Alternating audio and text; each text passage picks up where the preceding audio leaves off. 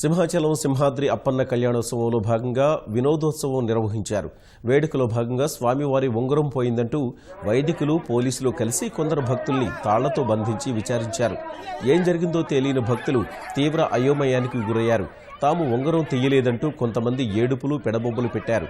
ఇదంతా ఉత్సవంలో భాగమని సరదాగా బంధించినట్లు వైదికులు చెప్పడంతో భక్తులు ఊపిరి పీల్చుకున్నారు. స్వామివారి మేలిముసుగులో ఉంగరం దొరకడంతో ఉత్సవం రక్తి కట్టింది.